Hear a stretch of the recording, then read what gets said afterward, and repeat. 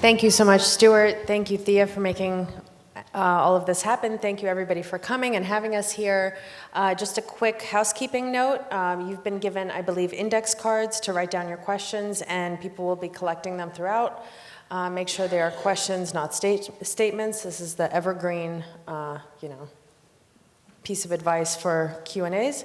Oh, because this is a Jewish audience, we're just going to have corrections. We don't have Q&A, right? Just write down your corrections, and we'll read all of them. So this isn't the first time Jeff and I have gotten together to speak in public about Jewish things, and we have come to call ourselves the Traveling Oigevalt Roadshow. So thank you for having us here. We'll do some somersaults later. Right. And the reason I bring that up is both Jeff and I have been the subject of some really surprisingly vicious attacks on social media. I don't know if, as a pessimistic Soviet Jew, I always kind of figured this was there, even in America, but are you surprised as an American Jew, given the conclusion of your piece about European Jewry, which was that essentially, our salvation wasn't coming to America, are you surprised by what you've seen in 2016? Right, so for our purpose, you're playing the pessimistic Soviet Jew and I'll be the optimistic Always. American Jew? Okay. Just want to get the roles straight. Yeah, I guess I was a little surprised. Because I spent years making the argument, not fully believing the argument, because I have a little bit of the Jewish fatalism, or a lot of it, maybe. But I was surprised at how easily activated that segment of society turned out to be, and how we don't know how big it is, because in social media it's very hard to tell who's doing what and how many are robots, and some of them are coming out of Moscow maybe. Some of them are 400 pounds and sitting in their bed. Right, according to certain people. People are saying. People are saying. What are you going to do? I'm just saying, I don't know. The thing that you're referring to is this Anti-Defamation League study that came out last week. Actually, I was I don't know what this says about me, but I was very excited to make the list of top 10 most hated Jews on the internet. I was so excited that I called a couple. What? Are these the honors that Stuart was talking about? Yeah, it's going on my bio. Are you kidding? Because I was number 3. I'm the bronze medalist of most hated Jews. You're on the list. What number was that? I think you're like 7 or something. Sorry. But you know what? There's always next year. There's always next year. But I in a way, I tried to explain this to my children this way, which is that I'm proud of this, because if the Nazis hate you, you have to be doing something right. And the Nazis hate the both of us. That's not an applause for Nazis, right? That's people who are hated by Nazis. It's perturbing, and you do have to explain. And since my children are old enough to be on social, they live with their father has been involved in controversies from time to time, so they know that and they can deal with it. But nevertheless, when you see people expressing on Twitter the desire to have me and my children shoved into gas chambers, which is the way this. You've studied this as much as I have. You know what the sort of the narrative arc of their tweets is.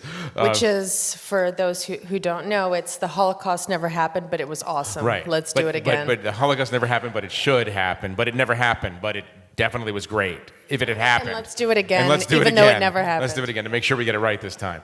That's the classic posture. So explaining to your children is an interesting thing, and you want them to believe that America is a safe place for Jews, but you also have to acknowledge that there's a certain force. What's interesting to me about this moment is that this spike, or whatever you want to call it, so correlates to the rise of Trump. And the way it's not guesswork on our part, because usually, and I really mean this, usually if you go into on Twitter, for instance, if you go into the avatars of the people who are sending you these go to the gas chamber, not that they ever existed, tweets, they will usually identify as Trump supporters. Make America Great Again hats and all kinds of, or make Trump America dressed as Caesar. Right. I mean, it's all. I mean, I shouldn't say that every single one of these people is Trump, but it's there. He has activated a portion of white Christian America that we thought was slightly more marginal than we might have thought last year. That's the way I would put it. So, do you think Trump is an anti-Semite? And what do you think of the response that, well, his daughter married a Jew and she converted, et cetera, et cetera? Yeah, the narratives that Jared Kushner is going to be the Queen Esther of the story. But he doesn't look like Queen Esther to me. I mean, I've never met Queen Esther, but I don't know. Do you think that he's an anti-Semite? I'm not trying to avoid the question, except that I'm trying to avoid the question. I asked you not to answer questions with right, questions. and of course even I'm doing the thing that you event. told me not to do 10 minutes ago, obviously. But, well, you'll have to answer this after I answer it. I don't think he's an anti-Semite. In many ways, there are a lot of theories about this. One is that he does have resentment of Jews going into coming out of Queens, the real estate business, knowing that Jews are on the inside, and he felt like he was on the outside. I would say that his prejudices are more pronounced toward other groups. We know the top two, obviously. I think he has trafficked in stereotypes about Jews and money, accountants, and counting the money and all that sort of stuff.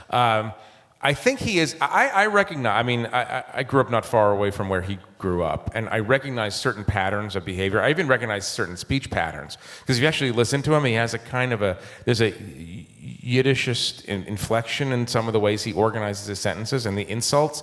So he's obviously absorbed something. But he's also what the other thing that he absorbed, and this is true in the South Shore of Long Island in the 70s, and it's true of Jamaica Estates in the 60s, a highly ethnicized view of the world that it's about your group.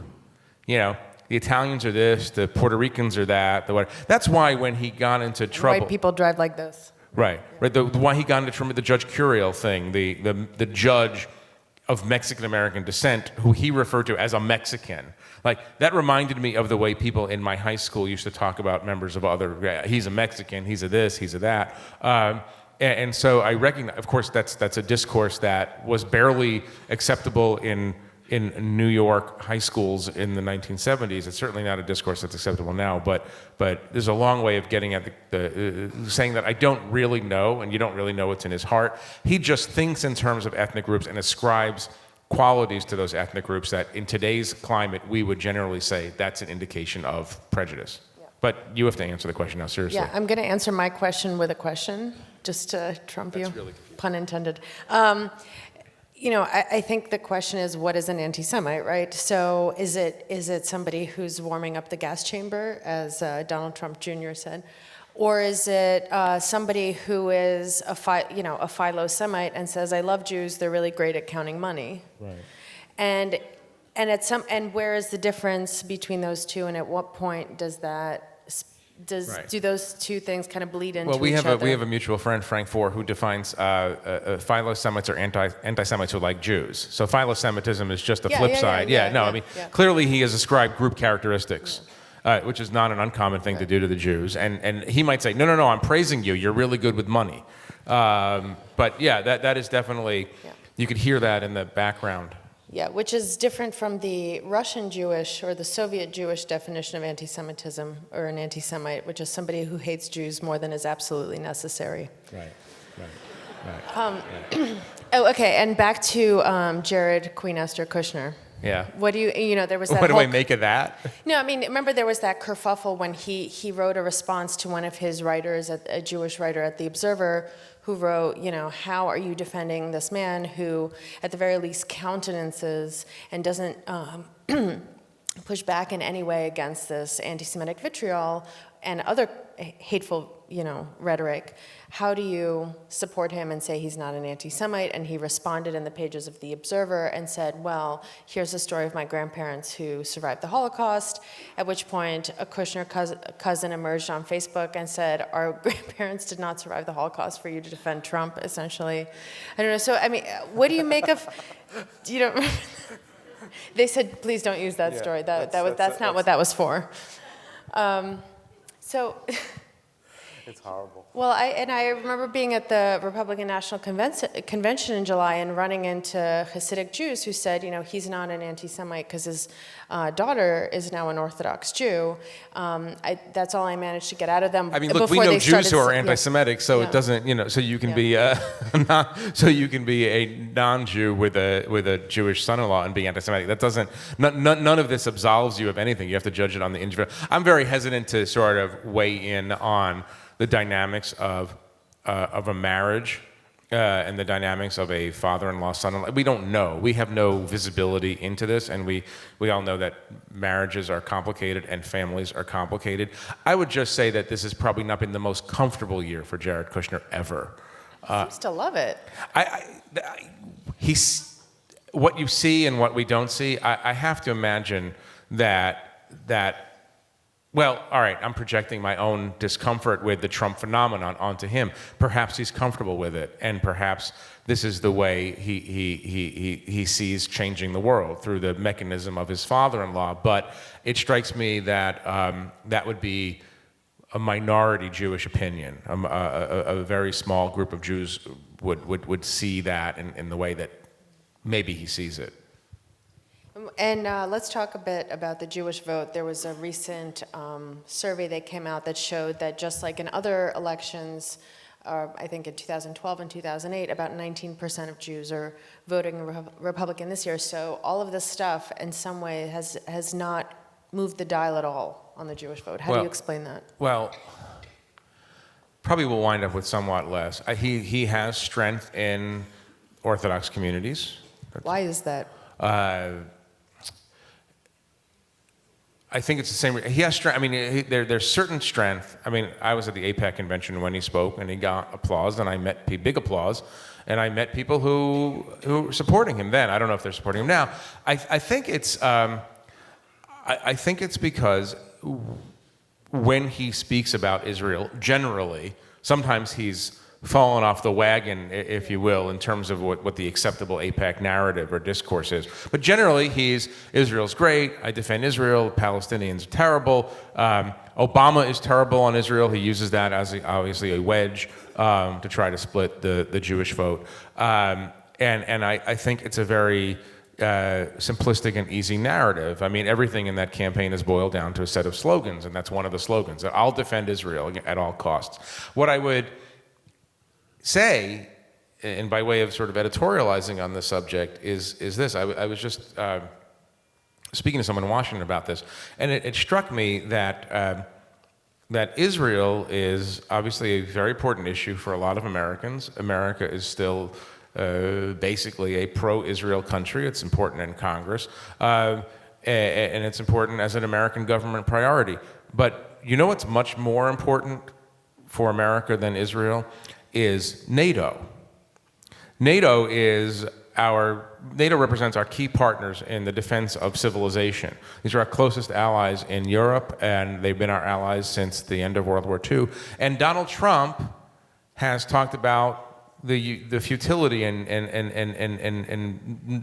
waste of NATO, and has raised questions about why we should be paying for NATO, and if NATO doesn't pay us, they should just go their own way. And so when I hear him talk about Israel, which is a subject that is important, but not as important as NATO to American foreign policy, to American Congress, and then I hear him talk, in other words, nothing that he says to me actually matters, because it's all a reflex. It's all a response to a prompt in a kind of way. So if he has no fixed opinion, or anti-NATO opinions, then what makes you think that 1 or 2 or 3 years from now, since everything for him is transactional, all you have to do is read his books to understand that, since everything is transactional, what makes you think, this is what I would say to a pro-Trump Israel supporter, what makes you think that he'll stay with you? That there's no fixed moral understanding of why one should be pro-Israel. It's just a thing to say to get you through the day.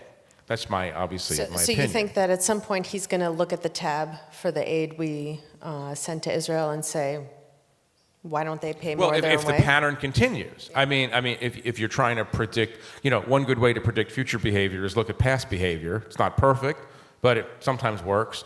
And so I wouldn't be surprised at all if a President Trump, I don't think we're going to have, it's a separate subject, I don't think we're going to have a President Trump, but if we were to have a President Trump, I think at a certain point he would say, wait, I'm getting ripped off here. He might interpret it in a philo-Semitic, anti-Semitic way and say, wow, those Jews really took us for a ride with the $36 billion in aid package, and how could Obama let that go by? But I don't make any assumptions, and this is the problem of analyzing this entire election, which is that we have no idea what his policies are. He takes stuff from the liberal wing of the Democratic Party. He takes stuff from the conservative wing of the Republican Party. He takes stuff from white nationalists.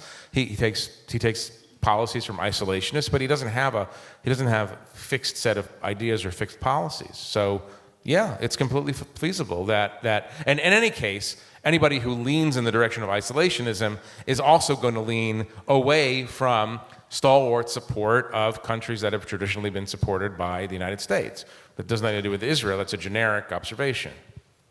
And what about an Israel policy under a President Hillary Clinton? What do you think that would look like?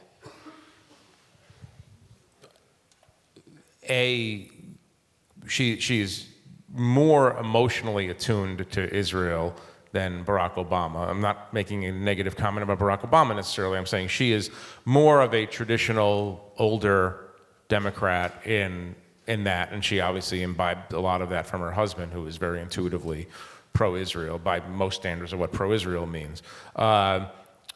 She won't do anything on the peace process, certainly at the outset, because there's no percentage in it.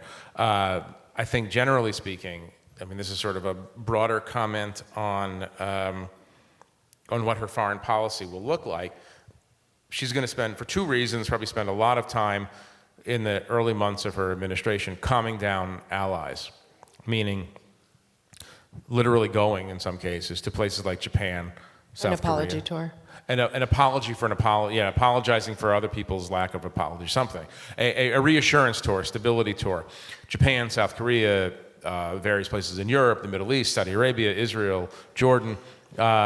Basically and for two reasons. The stated reason will be because the rise of Trump and the rise of Trumpism has so destabilized the image of America in much of the world. And I spent part of the summer in the Middle East, and I just got back recently from a trip to Asia. I was in Seoul and Hong Kong and Jakarta and Manila, and they're all freaked out by what's going on here.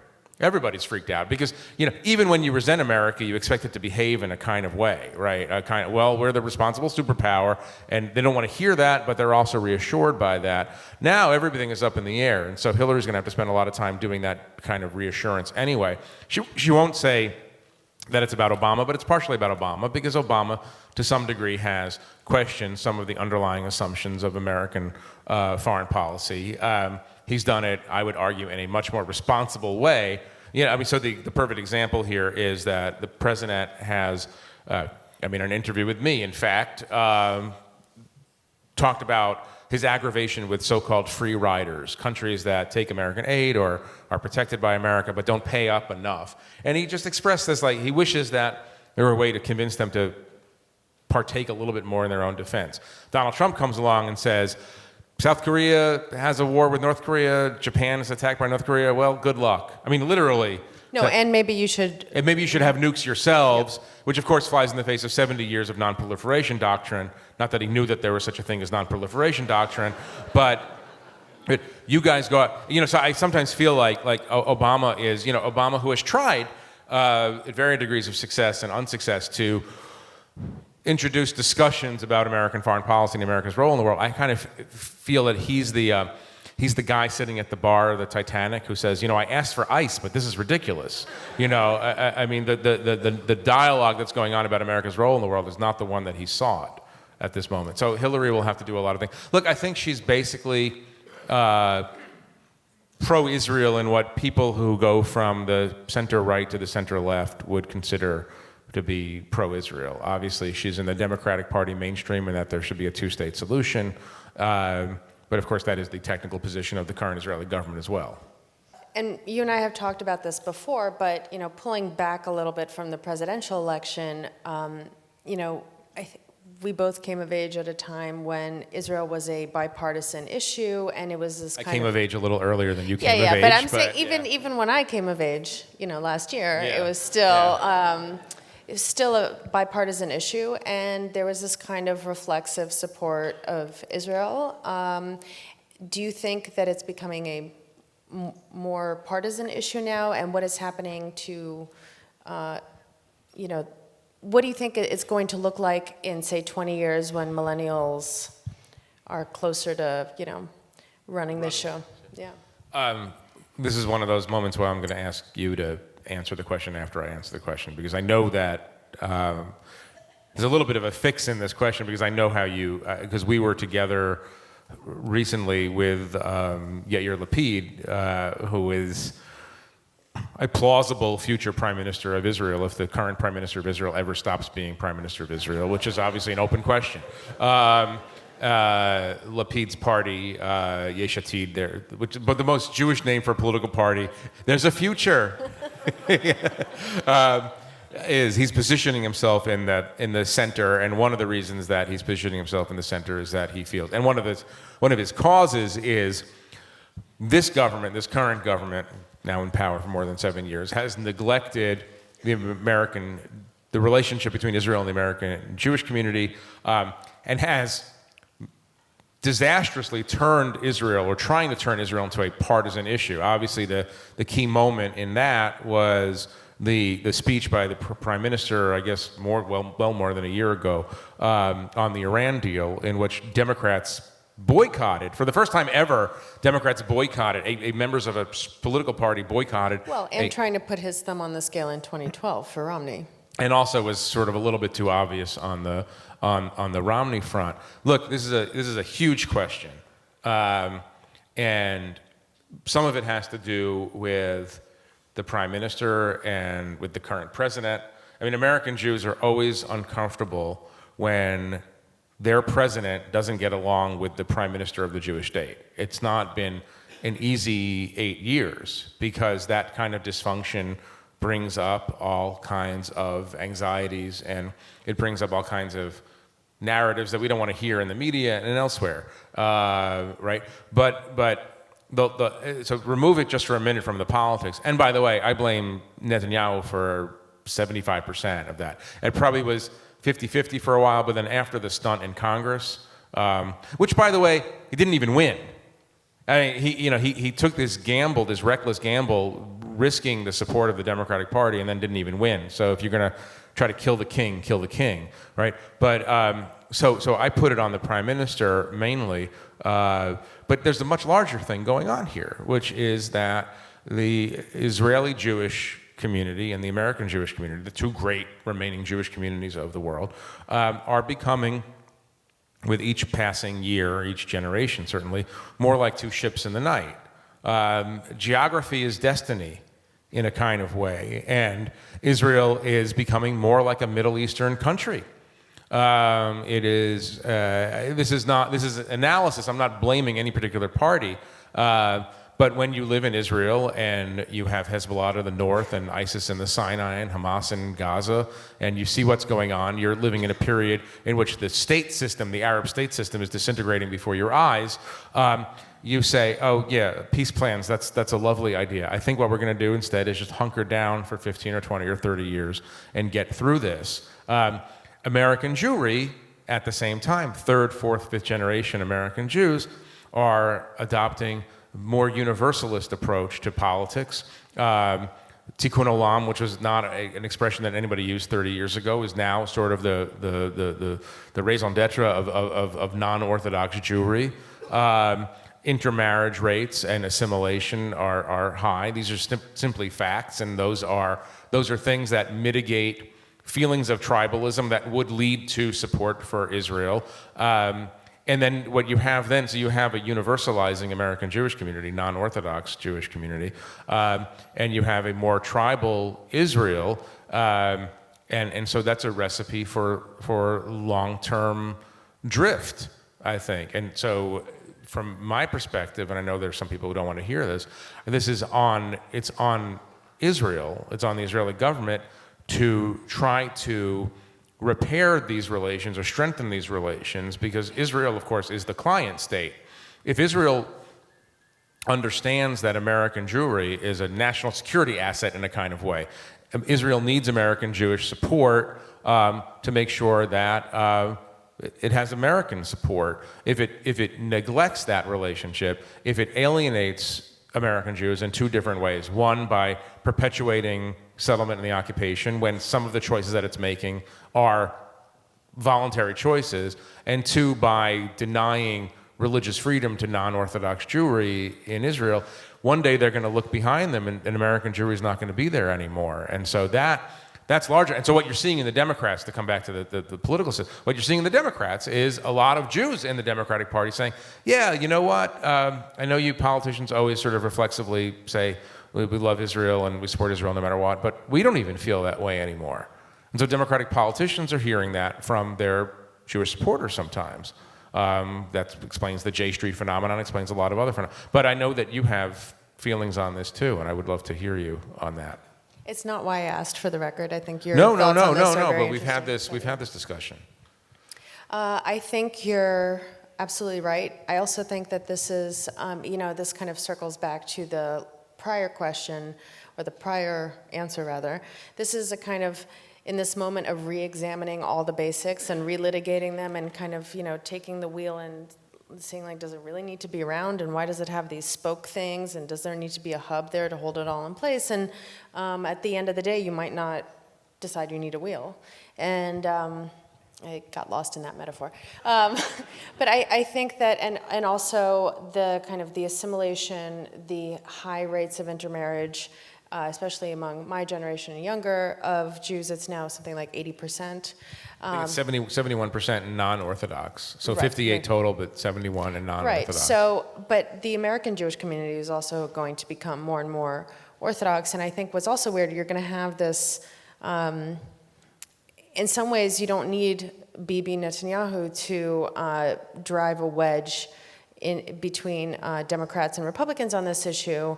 I think, I think mostly, like, evangelicals are far more pro-Israel than a lot of, secular Jews, and that's but also define that's also, pro-Israel. I mean, that's the problem, is that we have these conversations where we talk about, we throw around terms like Zionist, pro-Zionist, pro-Israel. We don't even have common sets of definitions anymore about what that means. They want U.S. foreign policy to support Israel, to take Israel's interests into account, to provide Israel with aid. There's this, like, right of where you have Ben Carson during the Republican primaries going and doing a tour of the Golan with the Israeli army. Like, that's to me, that's weird. That those bedfellows, and I think increasingly they're going to be alone, more and more alone with Israel in bed. No, but what I mean is that, and I've seen this dialogue between left and right Jews is, and I think this manifests itself in the non-Jewish world too, and this is what President Obama has articulated over and over again, to the chagrin of the Netanyahu government, to the chagrin of the Jewish right in America. He said, to be pro-Israel might be to say, you're not going to be a Jewish majority democracy if you continue down your current path. You might be a Jewish democracy discriminatory state, or you're going to be a mixed Arab-Jewish state that no longer serves as a refuge for the Jewish people, because you have decided on a set of policies that appear to us to be ultimately self-destructive. And the current Israeli government says, no, who are you to tell us what's in our own best interest? But so that's the deepest sort of dialogue and tension in the American Jewish community, is that it may very well be true that being pro-Israel at this point means saying, we don't understand what you guys are doing anymore. You have to explain how this status quo is sustainable. Right. Or why, back to the question of, relitigating all the basics, why it's even necessary. Why do you really need us? Does America really need you? How do we justify to our countrymen who are not Jewish, who don't understand why this tiny country gets so much aid and why they're such an important ally? Help us explain that. And, I think there's also, like you said, the ships in the night. I think the mentalities are increasingly divergent. There was a great piece a few months ago discussing how Americans are very solutions-oriented, so they keep pushing for a peace process or a two-state solution, or saying to Israel, if you don't do X, Y is going to happen, whereas Bibi and the current kind of gestalt in Israel is just, there's no solution, just kind of hunker down, survive this, make the adjustments necessary to survive. So survival versus, saying that there is no solution. Right. No, look, to be fair, both sides have an argument. If you're an Israeli, and you look what's happened over the last 20 years, the failure of the Oslo peace process, there were legitimate offers made to create a Palestinian state that were not even responded to by Yasser Arafat and then Abu Mazen. And you look at the interesting thing is that Israel's never been less important geopolitically than it is right now. It's like it represents the fifth most urgent problem in the Middle East.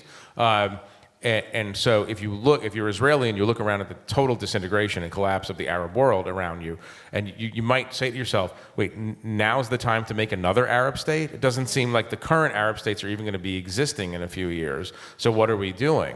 And by the way, on the other hand, if you're an American Jew who's been raised on a civic religion of the civil rights movement, right, of a sort of a secular religion of the civil rights movement, and you look at moderate Palestinians on the West Bank, and they do exist, who say, all we want is what the Jews got, which is a state of our own dignity, our own identity. And every day when we drive down the roads, we see that there's more building in the settlements, and you're literally eating up the little bit of land that we have. And so an American Jew who's raised on issues of social justice will look at that and say that makes no sense. So in a way, I've been in conversations where people, the very American idea that if you could just talk it out, you'll understand each other. The problem is maybe understanding each other and just disagreeing fundamentally. And so that's where these communities that's where the relationship is already fraying, and then there might be substantially more fraying in the years to come, because our direction here in America is fairly clear, and their direction seems fairly clear, despite the possibility that a Yair Lapid or someone else like that can sort of yank it back to the center. The direction there is fairly clear. So we're in a thing now, and the thing doesn't have a solution, and it's going to be where the golden days when you could just hold up Moshe Dayan and Golda Meir as heroes and admire the plucky Israelis, and all your liberal friends agreed with you. Those days seem to be past. Let's pivot back to the election and the role of the media. You advocated for, it's not an unprecedented, but the third time the Atlantic has endorsed a candidate, right? In how many years? 159. 159 years. The Jewish Week also just endorsed, also unprecedented. First time in 2,000 years. 5,000, 5,000 from years. Moses to Sandy Koufax. Yes. Yeah. Right.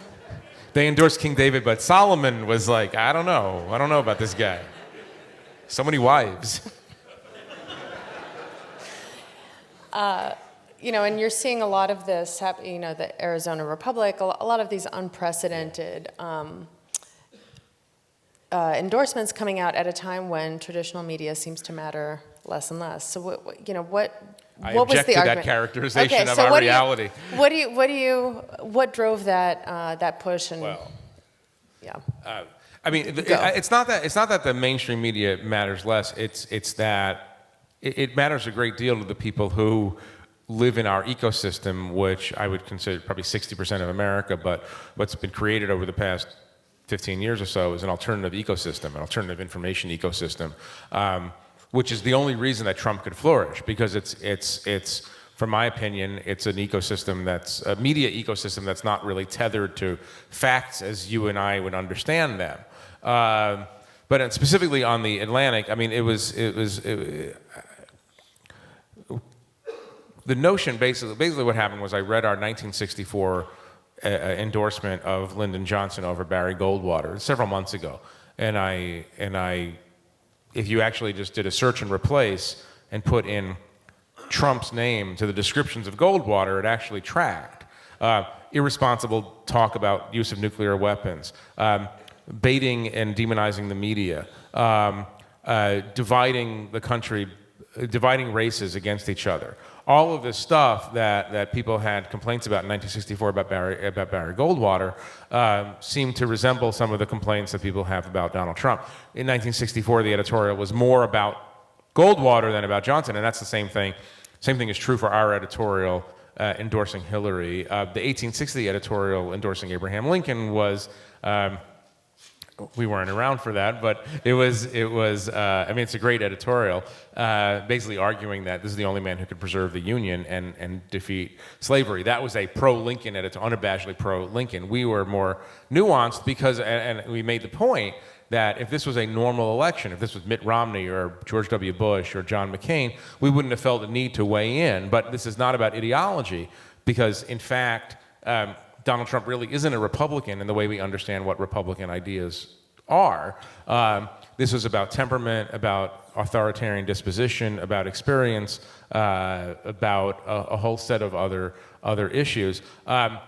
We weren't kidding ourselves. We didn't think that Trump voters were going to pick up the Atlantic at a newsstand and go, oh, well, if the Atlantic tells us that we shouldn't do that, perhaps they raise interesting points. I better stop tweeting anti-Semitic images to Julia Ioffe. Or Jeff Goldberg. Or Jeffrey Goldberg. We weren't, but I thought it was important that we, again, maybe there are Trump supporters here, and we'll hear from you, and I'm actually very interested in hearing from Trump supporters because I want to understand what it is about America that makes them go in this direction, right? And I'm not knocking Trump supporters. That Trump has obviously fed into anxieties about America and its role in the world and globalization and change that are legitimate. It's also fed into some racial resentment that is not legitimate. But I just want to make the point with this editorial that people always say, you always hear this every 4 years, somebody says this election is the most important one of our lifetimes. Every time. It's a historic election. It's an historic election. I mean, they're all historic elections because they're elections, but this one is the one that this one actually seems to matter in a way that's very different from previous elections, because this is not happening. This is happening at a moment when one of the parties in the election is in a state of collapse, and some wholly new ideas are being brought to the mainstream.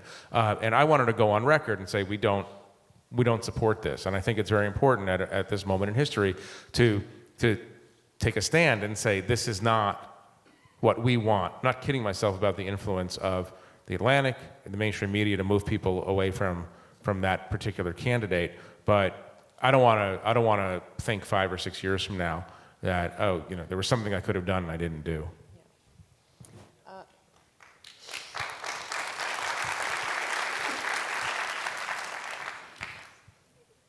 It seems to me also that in this election, with the baiting and the vilifying of the media, it comes kind of from both sides, where people blame us for creating Trump and for broadcasting his rallies and reporting on, every verbal fart he makes.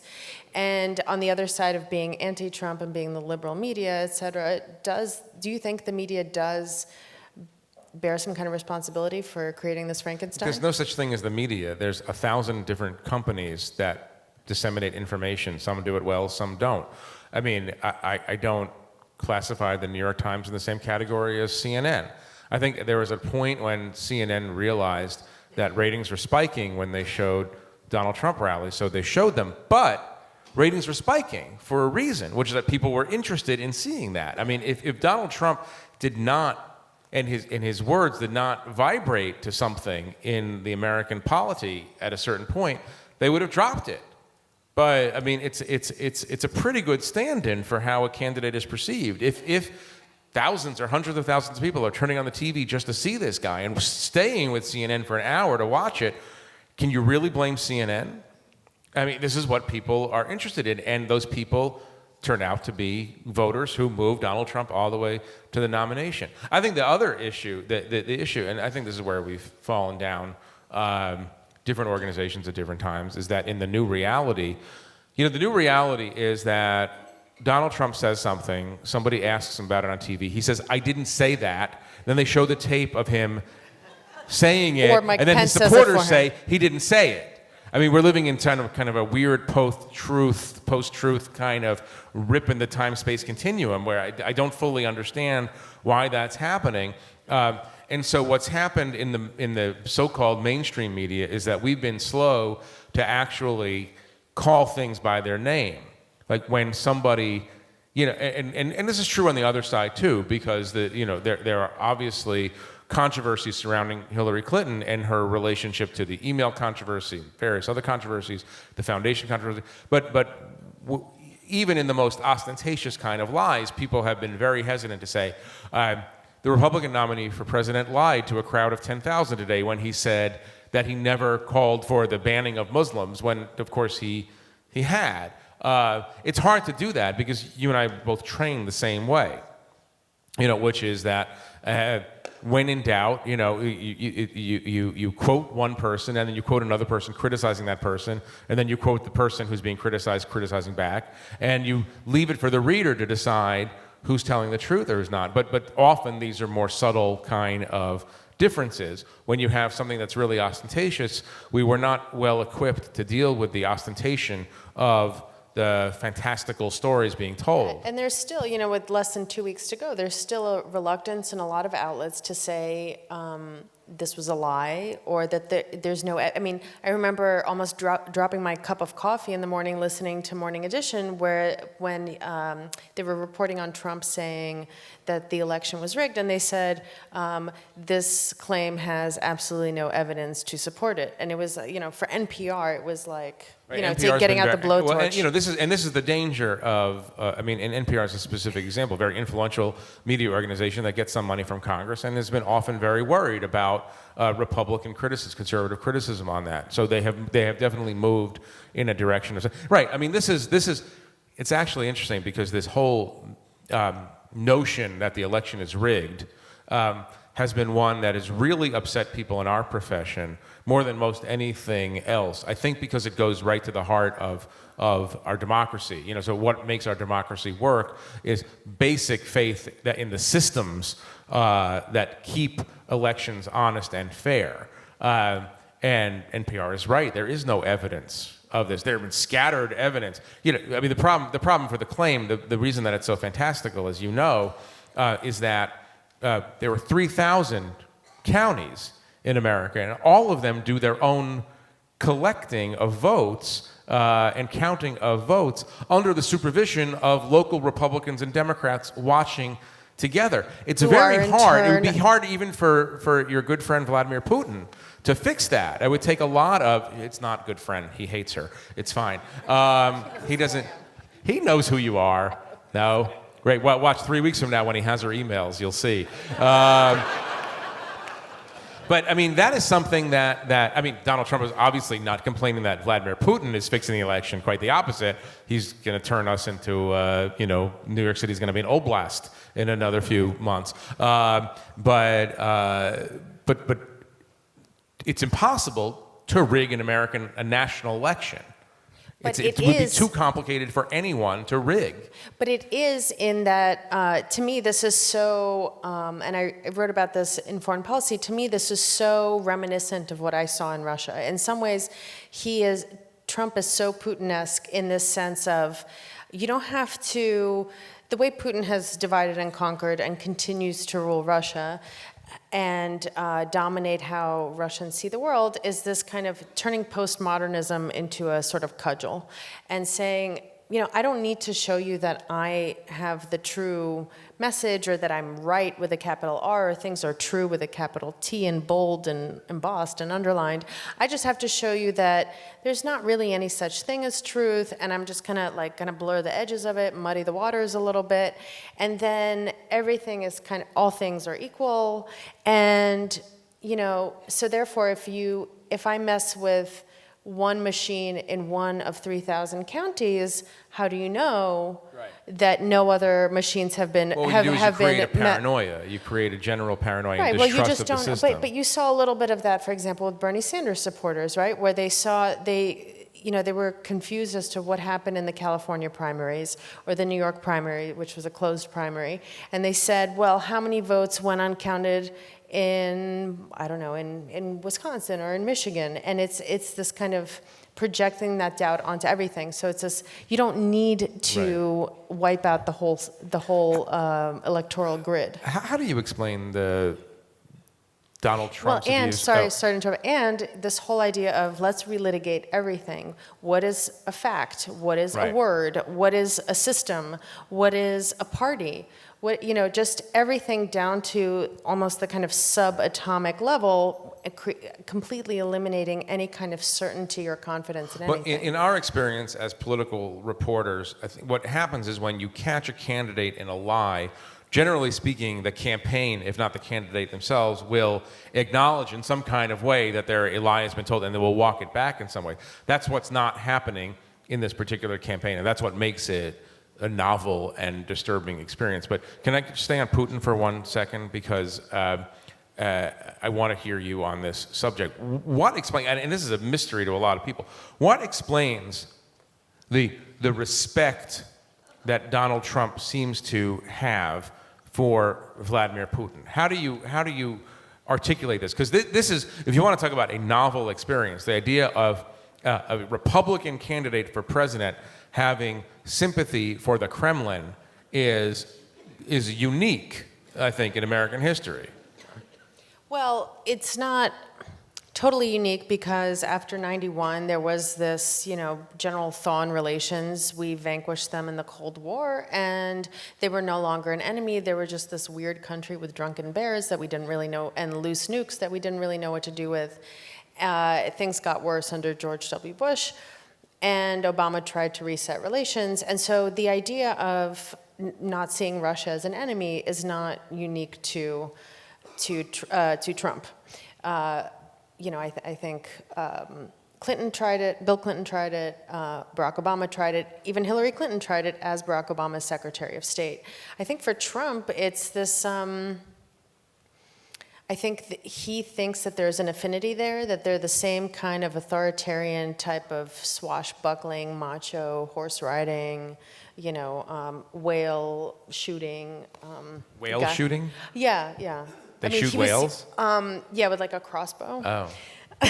To tag the whale. He really likes wildlife, and he and Hillary Clinton weirdly bonded over that on one of her trips to Moscow. He was like, "You like wildlife?" And he took her into this lair that he had full of like wildlife artifacts, and he was, showing her his, these maps of where various animals live in Russia, and Hillary Clinton and her staff were like, "This is weird. Welcome to my lair." Anyway, but I think, and Trump, I think, isn't lying when he says, Putin said nice things about me. He's a malignant narcissist, and somebody said nice things about him, and he likes that. And he thinks that he can kind of... So the trick for Mexico is just to praise Trump. I mean, if the Mexican president just said, "You're a great guy," he would leave the whole issue alone? I mean, is that as simple as that? Well, if they pay for the wall, right? Right. Which he failed to bring up in Mexico. We should probably get to Q&A. Thea, I think, has some questions. Okay, first one. Jeff, please comment on the trend towards shutting down speakers with different viewpoints on college campuses, Condoleezza Rice, others who are conservative. In particular, the BDS movement borders on anti-Semitism and is a disturbing and growing movement. Your thoughts? That was a question statement. Your thoughts? I'm against the shutting down of free speech on campus. I guess that's what I would say. This manifests itself, as you know, most dramatically sometimes on the question of Israel, and there are campuses that are very hostile to the expression of pro-Israel sentiment. I think a lot of universities are struggling with this, in part because there's an interesting thing that happens is that Jewish kids on certain campuses feel more oppressed than the designated minority groups on campus that have special protections built into the codes of behavior and conduct in the universities. In other words, Jewish students are considered white students, and aren't lumped together as somebody who's the possible target of hatred or scapegoating or oppression, and so they feel sort of doubly persecuted. One, because people are attacking them for being Jewish, being supporters of Israel in particular, and two, the universities aren't recognizing, the administrations are not recognizing this as a problem in the way that they would legitimately recognize it if they were another ethnic or minority group. Again, this goes back to this question of what's happening in the world, in the conversation between American Jewry and Israel,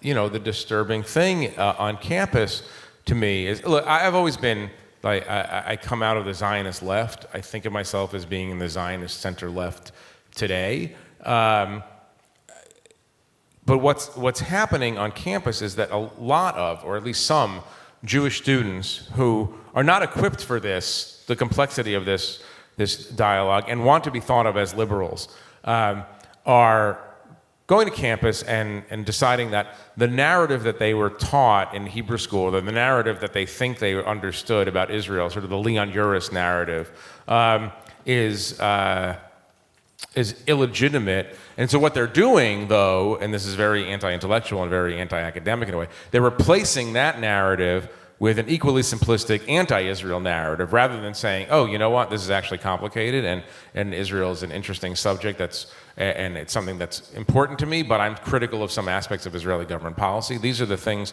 that are happening. And so on campus, the atmosphere in some places is such that some Jewish kids are ill-equipped to not go with the flow. And the flow on a lot of Northeast campuses in particular, California campuses in particular, is anti-Israel. And so I think, it's unclear to me whether this movement, the BDS movement, is burning out on campuses or is going to intensify.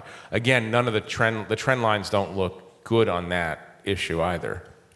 I do want to piggyback on that and loop it back to our very first topic of discussion, which was the anti-Semitism that we've seen in this campaign, especially online.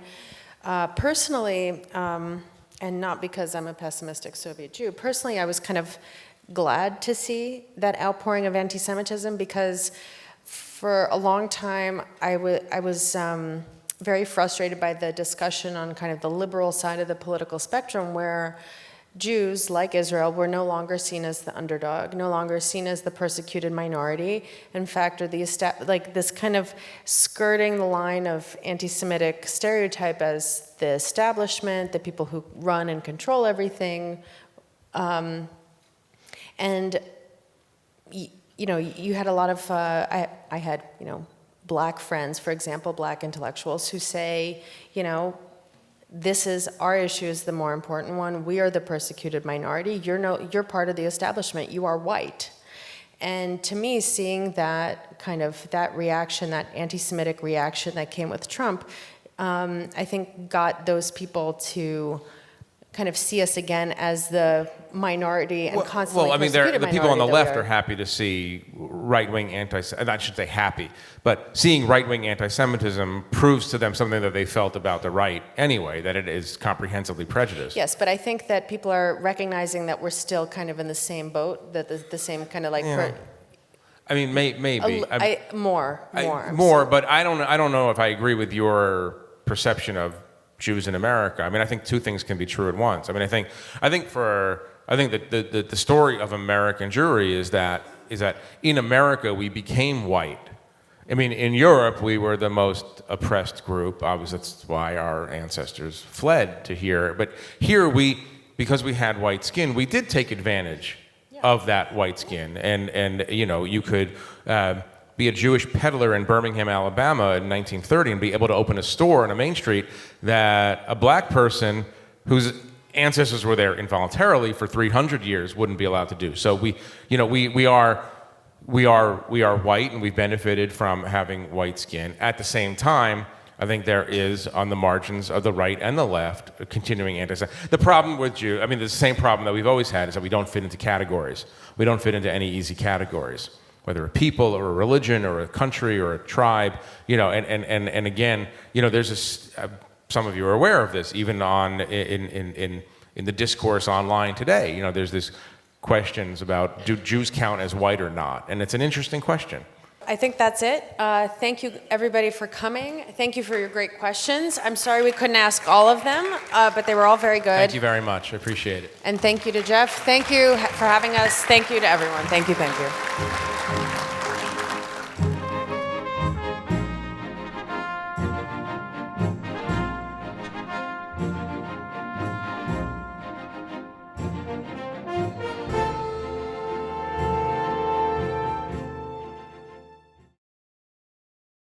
We would be pleased to send a complimentary DVD of this program to anyone who wishes to support JBS, the Jewish Broadcasting Service, with a tax-deductible gift of $36, double chai or more, to the nonprofit organization Jewish Education in Media.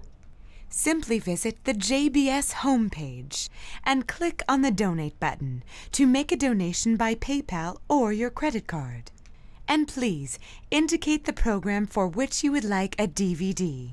Or you can send your tax-deductible check made out to Jem, Post Office Box 180, Riverdale Station, Bronx, New York 10471. And again, please remember to indicate which program you would like to receive with our compliments. And we thank you for your kind support.